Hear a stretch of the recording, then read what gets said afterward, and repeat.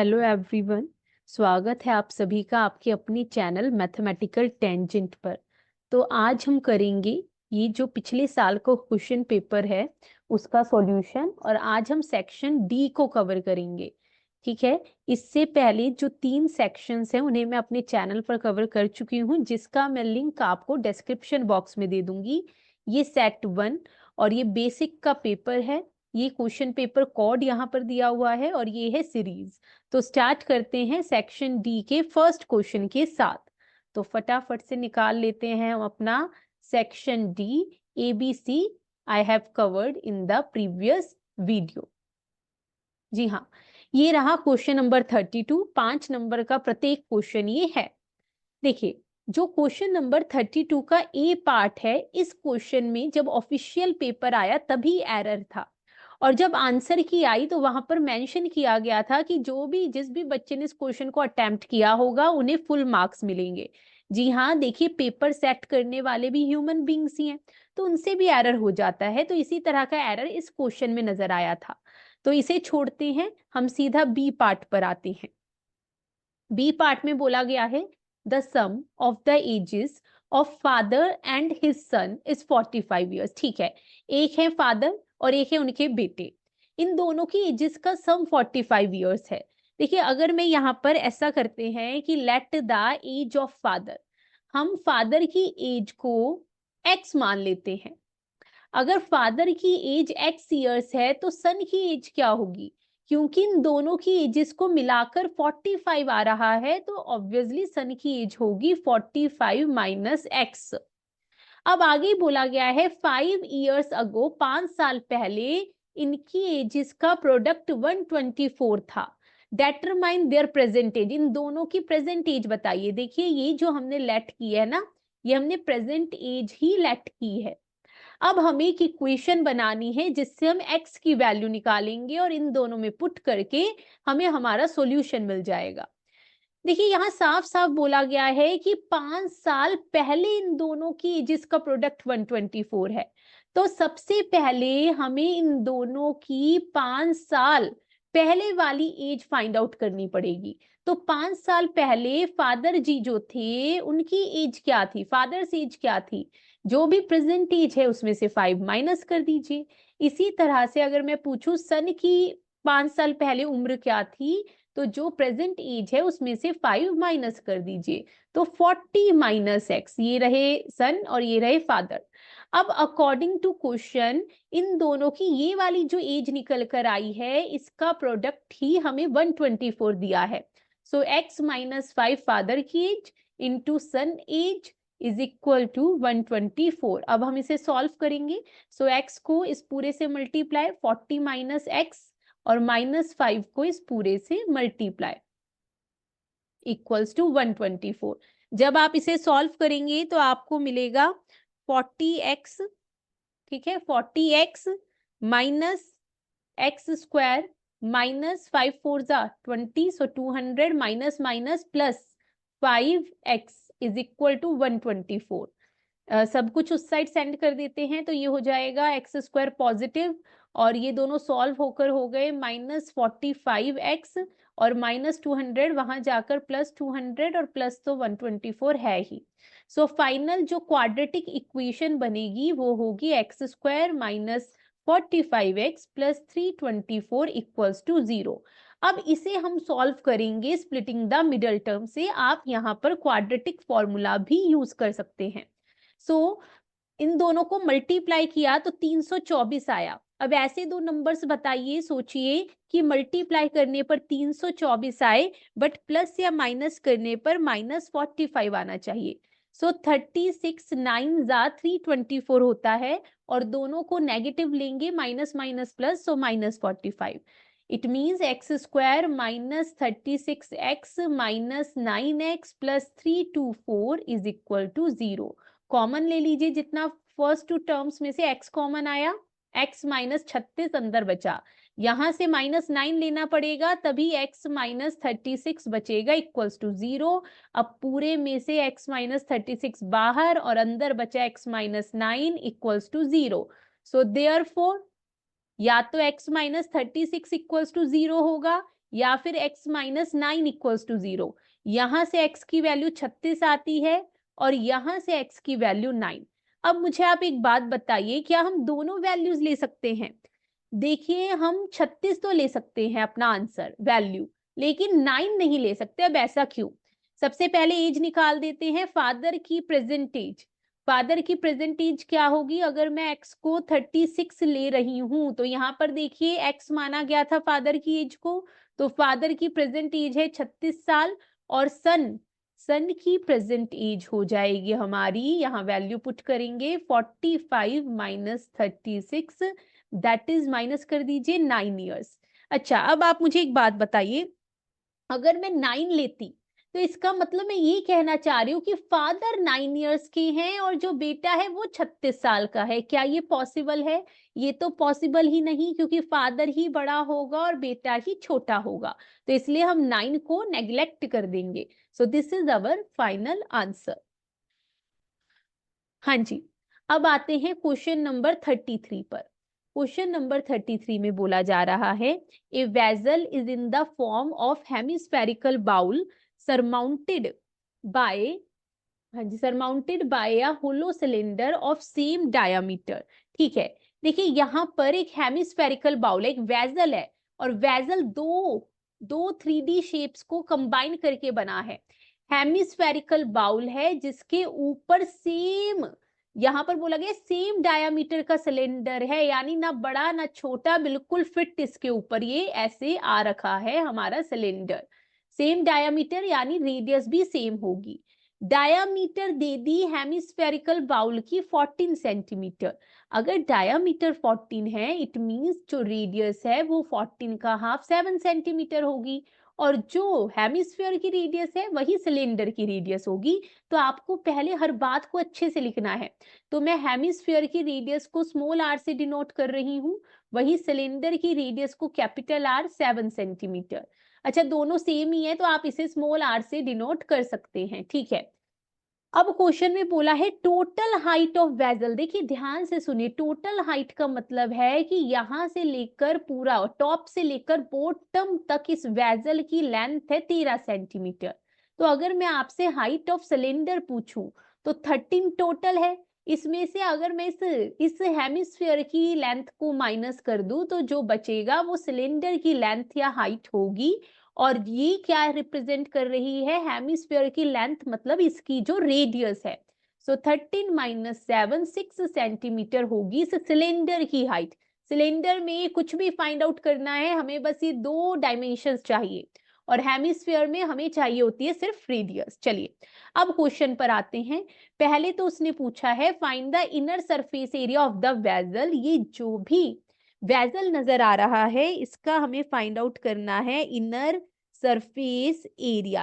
ठीक है भाई, चलिए अब मुझे एक बात बताइए, जब भी एरिया की बात हो आपको कंफ्यूज नहीं होना। इस तरह से सोचिए जैसे मेरे पास एक पेपर है, ठीक है, अब इस पेपर को मुझे इस वेसल पे चढ़ाना है तो कहाँ कहाँ पेपर लगेगा? अंदर की तरफ। तो देखिए पहले तो ये ऊपर से खुला हुआ है, तो ये सबसे नीचे पेपर लगेगा, और हेमिस्फीयर के कौन से एरिया पर? CSA पर। तो CSA ऑफ हेमिस्फीयर तो यहाँ पर आना ही आना है। जब हेमिस्फीयर पर ये पेपर लग चुका, फिर मैं ऊपर लगाऊंगी सिलेंड्रिकल पार्ट पर, और सिलेंड्रिकल पार्ट में भी कहाँ लगेगा? सिर्फ इसके चारों तरफ। मैं यहाँ से बंद तो नहीं करूंगी वेसल को, है ना, तो सिर्फ CSA ऑफ सिलेंडर ही लिया जाएगा यहाँ पर। दोनों का CSA जुड़कर इनर सरफेस एरिया बनेगा इस वेसल का।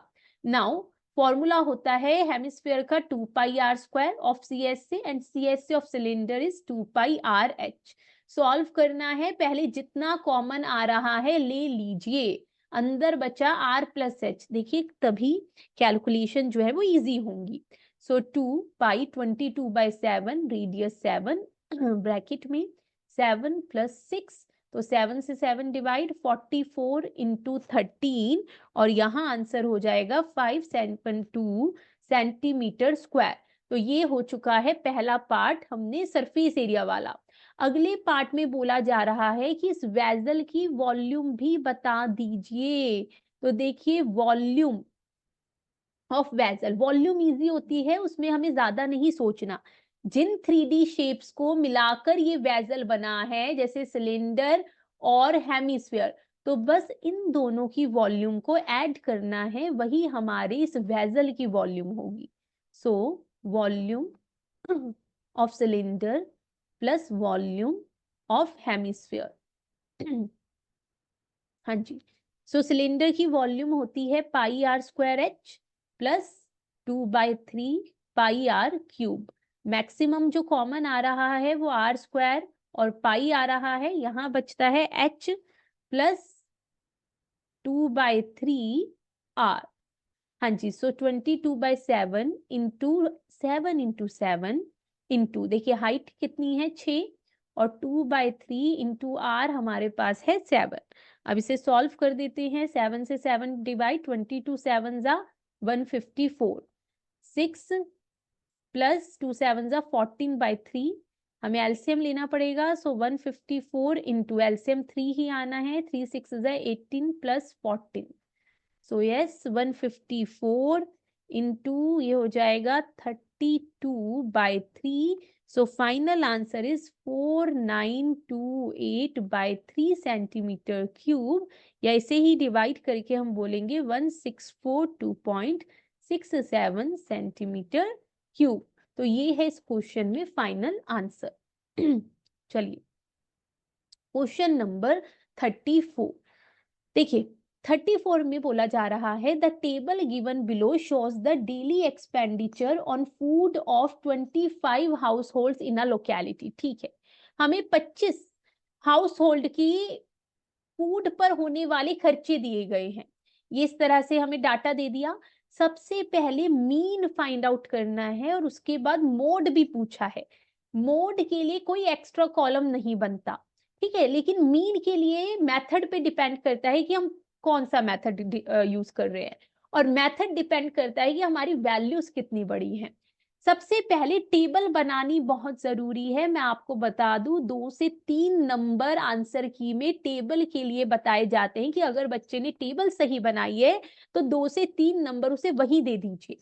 तो सबसे पहले क्लास इंटरवल्स हम देख पा रहे हैं यहाँ पर 100 से 150। पूरी टेबल मैं आपको यहाँ पर बनवाने वाली हूँ, ठीक है। 100 से 150 है, और एक मिनट, हाँ जी 100 से 150। तो यहाँ पर हम पहले इनके बीच का सेपरेशन कर लेते हैं।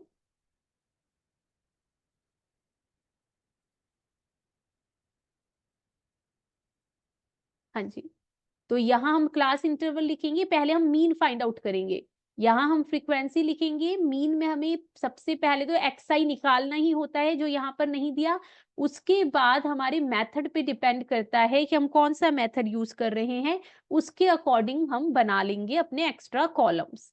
ठीक है भाई, अब स्टार्ट करते हैं यहाँ पर। सो यस, पहला क्लास इंटरवल, अगला दिया हुआ है 150 टू 200।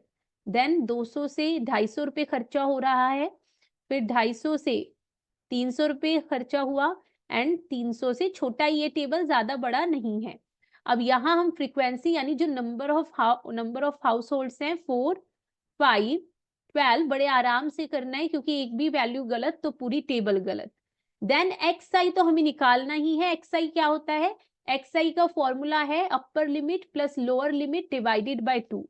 तो पहले में देखिए 100 और 150 250, 250 को आप 2 से डिवाइड करेंगे, सो ये हमें मिलेगा 125। ऐसे ही बाकी भी निकाल लेंगे, 175, देन 225, देयर आफ्टर 275, और ये फिर हमें मिलेगा 325। चलिए, अब ये मुझे वैल्यूज बड़ी लग रही हैं, तो भाई मैं तो डायरेक्ट मेथड यूज नहीं करूंगी, मैं यहाँ पर निकालना चाहूंगी डी आई। अब डी आई क्या होता है, डी आई हमारा होता है एक्स आई में से ए माइनस कीजिए, ए बोले तो एज्यूम्ड मीन।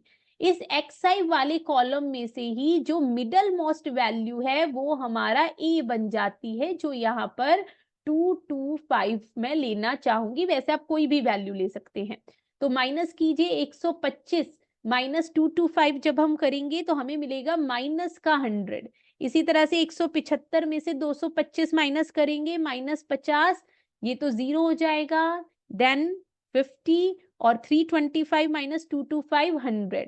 अब मैं देख पा रही हूँ क्योंकि ये सारे के सारे जो हैं ये डिवाइड हो पा रहे हैं, 50 के मल्टीपल्स है, तो मैं यहाँ पर h को लेकर 50 एक और कॉलम बनाऊंगी, ui जो होता है di अपॉन h। जी हाँ, डिवाइड कर दीजिए इन सबको 50 से, क्योंकि ये सारे 50 के मल्टीपल्स है। तो हमें मिल जाएगा -2 -1 0 2 सॉरी 1 2। अब लास्ट कॉलम बनता है हमारा fi, और ये जो लास्ट वैल्यू आपने लिए, लास्ट कॉलम बनाए, इसे मल्टीप्लाई कर दीजिए। तो मल्टीप्लाई करेंगे जब हम, तो हमें यहाँ पर मिलेगा -2 इंटू 4 -8 -5 इंटू 1 -5, 0 से मल्टीप्लाई करेंगे 0 एंड देन 2 और ये 4। अब हमें दो कॉलम्स का सम चाहिए होता है, इस कॉलम का और ये जो लास्ट कॉलम बना है। FY का आपको माथापेची नहीं करनी, क्वेश्चन में साफ साफ बोला है टोटल 25 हाउस होल्ड्स है, सो 25। और ये जो कॉलम है माइनस वाले अलग से प्लस कर लीजिए, ठीक है, माइनस वाले हम अलग से प्लस कर लेंगे, -13, प्लस वाले अलग से प्लस कर लीजिए 6, एंड देन माइनस वाली वैल्यू बड़ी है, इट मींस माइनस में आंसर आएगा, और इन दोनों को माइनस कर दीजिए 7, 13 - 6 7। चलिए अब मीन का यहाँ फॉर्मूला यूज करते हैं, क्योंकि हमने यूज किया है यहाँ पर अपना बाय स्टेप डेविएशन मेथड। तो स्टेप डेविएशन मेथड में मीन का फॉर्मूला आपको जरूर मेंशन करना है, आप कौन सा मेथड यूज कर रहे हैं। मीन का फॉर्मूला होता है a plus summation fi ui upon summation fi into h। तो वैल्यूज पुट कर देते हैं। a हमारा इस क्वेश्चन में आया है भाई 225, प्लस समेशन fi ui आया है माइनस का 7, देन अपॉन ये हमारा आ गया भाई 25, और h हमने लिया है क्वेश्चन में 50। 25 1 जा 25 2 जा, so 225 प्लस माइनस माइनस 7 2 जा 14, so the answer is 211। जी हाँ, मीन हमारा आ चुका है 211। अब हमें फाइंड आउट करना है मोड, तो इसे हटा देते हैं। मोड के लिए कोई एक्स्ट्रा कॉलम नहीं बनता। मोड में सबसे पहले हमें मॉडल क्लास फाइंड आउट करनी है, and then we just have to apply the formula. देखिए चैप्टर काफी स्कोरिंग होता है, क्योंकि सिर्फ फॉर्मूला एप्लीकेशन है यहाँ पर। चलिए, मोड के लिए पहले हम फॉर्मूला लिख देते हैं। फॉर्मूला लिखने से पहले हम यहाँ पर मॉडल क्लास फाइंड आउट करेंगे। अब मॉडल क्लास कौन सी होती है? Class with maximum frequency. जहां पर फ्रीक्वेंसी सबसे ज्यादा है उसके सामने वाली क्लास बन जाती है मॉडल क्लास, जो यहाँ पर 200 से 250 वाली क्लास है। अब मोड का फॉर्मूला हमारा होता है, we have L plus F1 minus F0 upon 2F1 minus F0 minus F2 into H। अब मैं आपको बता दूं, L होता है जो लोअर लिमिट है मॉडल क्लास की, जो यहाँ पर हम देख पा रहे हैं कि 200 है, ठीक है जी। तो L 200 प्लस, देखिए F1 होता है ये जो मॉडल क्लास की फ्रीक्वेंसी है, ये F1 है। इससे ऊपर 1 से ऊपर 0 आता है, तो इससे ऊपर वाली 0, 1 के नीचे या 1 के बाद 2 आता है, सो ये F2 हो जाएगा, ठीक है। तो F1 यहाँ पर पुट कर देते हैं 12 माइनस F0 5 अपॉन 12 का डबल -5 एंड -2 इंटू H है, जो हमारा बेसिकली इन दोनों का डिफरेंस है। तो H हम देख पा रहे हैं इस क्वेश्चन में 50 है। Now 200 plus 12 minus 5 7, 24 minus minus plus 7 into 50, तो 200 प्लस मल्टीप्लाई कर दीजिए 350 अपॉन 17, सो हमारा आंसर होगा एलसीएम लेने के बाद 3750 अपॉन 70। इसे पॉइंट में कर दीजिए 220.59 अप्रोक्स, इतना आंसर आ रहा है, बिकॉज रिमाइंडर 0 नहीं आएगा। So this is our final answer. और यहाँ पर क्वेश्चन नंबर 34 होता है कंप्लीट। और प्लीज इसके जैसा कोई ना कोई क्वेश्चन जरूर आएगा जहां आपको इन तीनों की कमांड होनी चाहिए, मीन का फॉर्मूला, मीडियन का फॉर्मूला और मोड का फॉर्मूला। इसे जरूर कीजिएगा। और आएगा तो 5 मार्क्स से कम में ये क्वेश्चन नहीं आता, क्योंकि अच्छी खासी टेबल बनती है और ये वैल्यूज भी फिर 2 पूछते हैं। जैसे स्टैंडर्ड में इन्होंने, जितना मुझे याद है, मीन और मीडियन पूछा था। चलिए आगे बढ़ते हैं। क्वेश्चन नंबर, जी हाँ, 35 लास्ट क्वेश्चन है आज का। इसके बाद अगली वीडियो में हम सेक्शन ई को कवर करेंगे। देखिए क्या बोला जा रहा है। A TV tower stands vertically on the bank of a canal. ठीक है, एक टीवी टावर है, तो इस तरह से मैंने टीवी टावर यहाँ कैनाल के किनारे पे खड़ा कर दिया।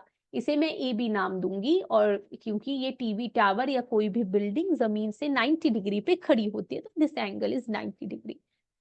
From a point on the other bank directly opposite the tower, tower के बिल्कुल सामने ये जो दूसरा किनारा है, बोला जा रहा है इस बिंदु से एंगल ऑफ एलिवेशन इस टावर के टॉप का 60 डिग्री है।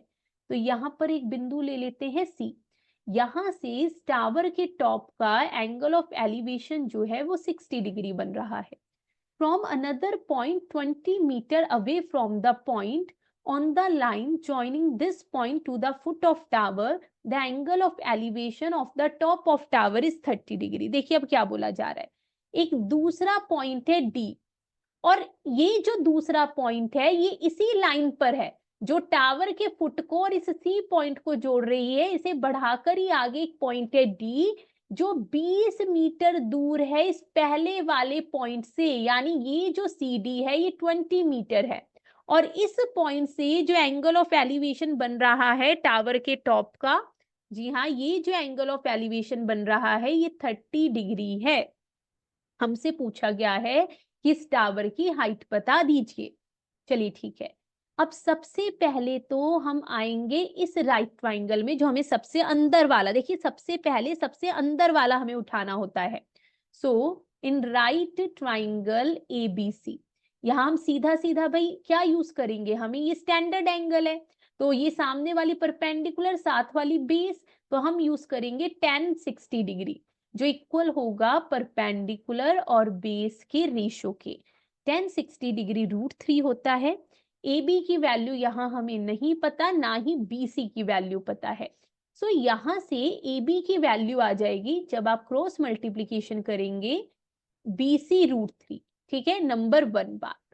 अब देखिए हम लेंगे बाहर वाला ट्राइंगल जो हमें नजर आ रहा है, इट मींस राइट ट्राइंगल, ये ए बी डी। जी हाँ, अब आ जाइए right triangle. So in right triangle A B D, यहां पर भी क्या यूज होगा, 1030 डिग्री। सामने वाली साइड परपेंडिकुलर जो ए बी है और बेस है यहाँ पर बी डी। ठीक है, अब 1030 डिग्री की वैल्यू होती है 1/√3। ए बी की वैल्यू फ्रॉम फर्स्ट हम डिस्प्लेस कर देंगे। यहां पर हम देख पा रहे हैं ए बी की वैल्यू है बी सी √3। अब नीचे आ जाइए बी डी, बी डी को हम लिख सकते हैं C D plus B C. अगली लाइन में cross multiplication, C D plus B C is equal to B C √3 into √3। अब मुझे बताइए सी डी की वैल्यू तो हमें पता है 20 plus B C is equal to, ये हो जाएगा 3BC। BC को उस साइड ट्रांसफर कीजिए। So 20 is equal to 3BC minus BC। Basically यहां से हमें BC की एक सीधी साधी वैल्यू मिल जाएगी। BC is equal to 20/2, that is 10 meter. Meter में दिया हो ना, हाँ, तो BC 10 मीटर है, इसलिए जब हम यहाँ वैल्यू पुट करेंगे फर्स्ट में, तो फ्रॉम फर्स्ट ए बी हमारा हो जाएगा, A B is equal to BC, BC की वैल्यू 10 आ चुकी है, 10√3 मीटर। यही इस क्वेश्चन का फाइनल आंसर है, यानी ये जो हाइट ऑफ टावर है ये 10√3 मीटर है। ठीक है जी, चलिए आज का last question B part. B part में बोला जा रहा है an aeroplane when flying at the height of 4000 meter from the ground passes vertically above another aeroplane at an instant when the angles of elevation of the two planes from the same point on the ground are 60 degree and 45 degree respectively। देखिए यहाँ क्या कहानी चल रही है, ये जमीन है, ठीक है, ग्राउंड लेवल मैंने रिप्रेजेंट किया है। अब इस ग्राउंड लेवल से ना, इस ग्राउंड लेवल से एक एरोप्लेन उड़ रहा था 4000 मीटर की दूरी पर, ठीक है। मान लो यहाँ पर एक एरोप्लेन है और ये जो डिस्टेंस है ये है 4000 मीटर। अब क्वेश्चन में बोल रहा है क्या होता है एकदम से वर्टिकली अबव अनदर एरोप्लेन, ये जो है ये किसी दूसरे एरोप्लेन के ऊपर आता है, यानी उससे पास होता है, ऐसे गुजरता है। तो यहाँ बी पॉइंट पर मान लेते एक दूसरा एरोप्लेन उड़ रहा था, तो इन दोनों ही एरोप्लेन्स का जो एंगल ऑफ एलिवेशन है सेम पॉइंट से, यहां मान लेते हैं ग्राउंड पर एक पॉइंट है, ठीक है भाई, ये पॉइंट सी मान लेते हैं, यहाँ डी पॉइंट है, तो इन दोनों का जो एंगल ऑफ एलिवेशन बन रहा है इस सेम पॉइंट से, एक का ये जो बड़े वाला एंगल है ये 60 डिग्री है भाई, ठीक है, और ये जो छोटा एंगल है वो 45 डिग्री है। चलिए ठीक है, हमसे पूछा है बताइए ये इन दोनों एरोप्लेन्स के बीच में ये जो वर्टिकल डिस्टेंस हम ए बी देख पा रहे हैं ये कितना मीटर होगा, तो हमें यहाँ पर ए बी फाइंड आउट करनी है। अब सुनिए, ये राइट एंगल होगा, हम सबसे पहले हम लेंगे ये अंदर वाला इनर मोस्ट जो राइट ट्राइंगल है, तो सबसे पहले आ जाइए in right triangle B C D, यहां पर हम यूज करेंगे 1045 डिग्री, क्योंकि इस एंगल के लिए सामने वाली है परपेंडिकुलर और इसके साथ में ये जो जुड़ा हुआ है सी डी ये है बेस। अब देखिए मेरी एक बात सुनिए यहाँ पर, हाँ, अब मुझे ए बी फाइंड आउट करनी है। चलिए ठीक है, अभी आगे देखते हैं हमें क्या मिलता है, इसे 1045 degree 1 B C upon C D. Now जब हम क्रॉस मल्टीप्लीकेशन करेंगे C D is equal to B C आ चुका है, ठीक है, सी डी और बी सी आपस में इक्वल है, नंबर 1 बात। अब आ जाइए आप, ये जो बड़े वाला हमें बाहर वाला राइट ट्राइंगल नजर आ रहा है, in right triangle A C D, अब इस राइट ट्राइंगल में स्टैंडर्ड एंगल है ये 60 degree, so 1060 degree is equal to perpendicular AC है और बेस है हमारा CD।